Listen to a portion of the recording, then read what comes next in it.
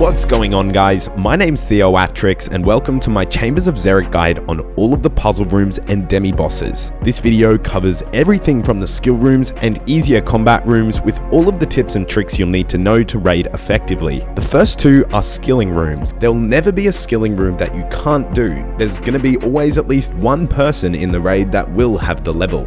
The first is the grubs thieving room, where to pass you need to thieve grubs from the chests and place them into the trough next to the corrupted scavenger. Recently they made an update so that every single person in your raid can steal from the chests now. Upon stealing from the chests, there's a chance that it will poison and damage you. If this happens, don't thieve from that chest again. The location of the grubs will stay exactly the same. So once a chest respawns after around 7 seconds, you should thieve the ones that have already given a grub. In a solo raid, you'll need to collect 30 grubs to continue. In a duo, it becomes around 35 grubs. And then in a trio, it jumps to 60, since the raid scales up considerably. Bigger teams need an average of around 15 grubs per person. Bringing a lockpick can also speed up the room, since you can use the same lockpick on each one without it breaking. All the lockpick does is it gives a better chance at opening the chest on the first try. This year, Jagex made a change to this room where the scavenger will only start lowering its hungriness bar after a certain period of time. Previously, it would go down after he ran out of grubs to eat, but now it waits a little bit so you can grab a few grubs at a time and deposit them without the bar going down that much. Next up is the Tightrope Room. Depending on the number of players you're raiding with, there'll be a number of mages and rangers on either side of the rope. The idea of the room is that you need to cross the rope and grab the keystone crystal in order to continue. Your entire team should focus entirely on one of the mages one by one, and the person getting attacked or whoever attacks first should always be using Protect from magic. The rangers will hit a lot harder, even with Protect from range, so a tactic for these is to still focus on one at a time, but the person who it's aggressive to should run behind the nearby plant, which is in every single raid instance, and then run back after around 4 seconds or so to minimize the damage taken. You need to make sure you do keep your aggression though. Protect from range is mandatory. Avoid getting hit without your prayer on, because these guys can hit well over 40s. A player with the agility requirement can cross as long as the last is aggressive to another person. Crossing the rope earlier will make all of the rangers and mages attack you, most likely causing you to die because you can't eat while you're on the rope.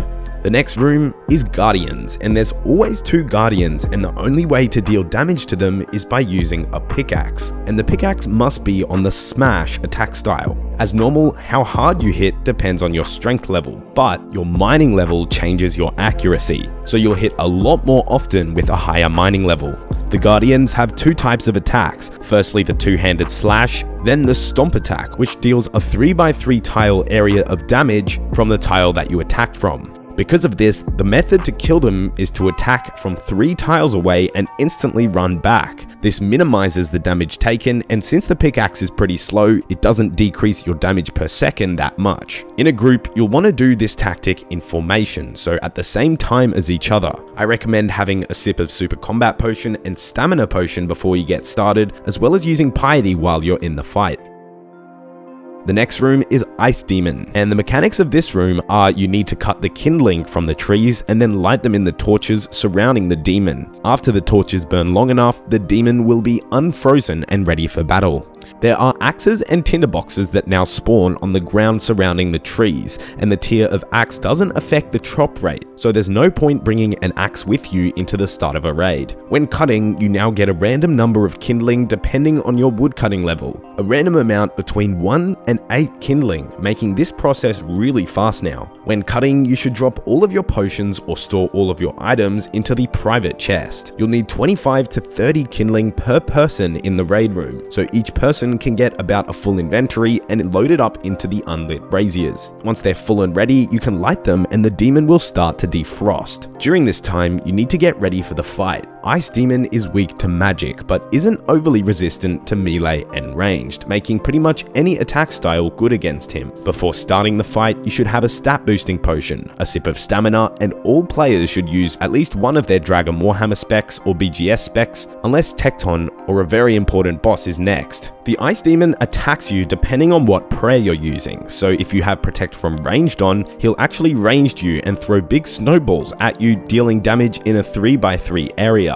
With Protect from magic on, he'll cast Ice Burst, except it won't freeze you, but it will still attack in a 3x3 area. So this means after every one of your attacks, you need to move a 3-tile distance away from your current tile to get out of that 9 square radius. Since it's easier to tell when the Ice Demon is throwing a snowball, it's recommended that you use Protect from range at all times. It's important to avoid other players' paths while you're doing that, and players with slower attacking weapons, like a twisted bow or a crossbow, can take advantage of running behind the wall where the trees are and safe spot him.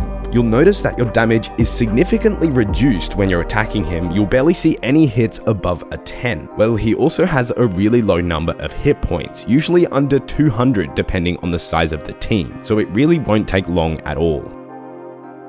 Next up is Jeweled Crabs. The concept of this room: firstly, an orb of light comes out of a shrine in one corner of the room, and this light can be bounced off the jeweled crabs in the room. The idea is to get the light orb to move towards the colored crystals to deactivate all 4 of them. The orb of light will always bounce to the right, so from the direction it's coming from, it will always make a right turn. The crabs do deal damage, so you should put Protect from melee on when you walk in there. Walking into the path of the light orb will also damage you. By right-clicking the crabs, they have a smash option, which freezes them in place for around 15 seconds. And you can smash them by using a Dragon Warhammer, a regular hammer, Torag's hammers, or an Elder Maul. When attacking a crab, it changes color depending on your combat style: red with melee, green with ranged, and blue with magic. The idea is you need to color the orb of light into the corresponding colored crystal until all 4 crystals have been hit. The colors you need to correlate are on the screen right now, and once all 4 are down, the door will unlock. Shamans or Lizardman Shamans are the next room, and depending on the team size, there'll be 2 to 4 Shamans that spawn. They have the exact same mechanics as regular Lizardman Shamans, except you don't need 100% favor to damage them. They're very poisonous creatures, so you should have a sip of Antidote ++ or Sanfu Serum before you start the fight. They use ranged attacks, and they're also weak to ranged, so use Protect from range and use your ranging potion. Shamans have 3 notable mechanics that you need to watch out for. If you're in an open space, a shaman might jump into the air, and after a few seconds it lands where you're standing and damages you. In order to avoid this attack, you should stick to the walls at all times, because they can only jump if you're in a 3x3 open area. Another mechanic is their big green blob, which deals a huge amount of poison damage. To avoid this, you should be moving 3 tiles at a time every time you attack, because it's very hard to work out and move when the shamans use this attack. The final mechanic is the purple minions, and these will explode and deal small amounts of damage to you after a few seconds. To avoid these, simply do your best to run away from them as they spawn. To minimize the damage taken, you should all start on one side of the shaman room and attempt to only aggro one shaman. If more shamans are targeted, do your best to target the same shaman unless it's in the air, because it is better in terms of damage you'll take to kill one at a time.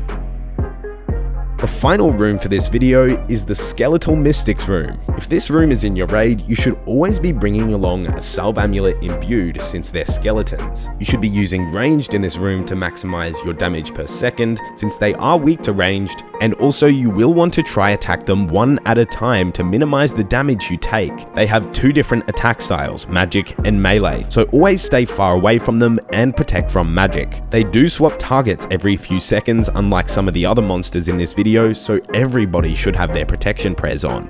Sometimes you'll be unable to attack only one because they'll clump together. In those cases, you will just have to face 2 of them. In the case where 2 or more do become aggressive, the best way to minimize the damage taken is to again target one at a time. Just to explain that better, it's a lot better to quickly kill each one, then gradually lower the health and kill them around the same time. If you're using a blowpipe, be very careful, because if a skeleton is slightly out of your reach, you'll start running through the room, aggroing the ones around you. So gradually make your way through the cave, standing as far away as possible from the other ones. There you have it, that's all of the different puzzle and Demi-Boss challenge rooms. If you want to check out any other raids guides, there'll be a card on the screen linking to my playlist, or it's down in the description below. Be sure to leave a like if you learned something today, and subscribe to my channel if you haven't already. Thanks for watching, and I'll see you next time.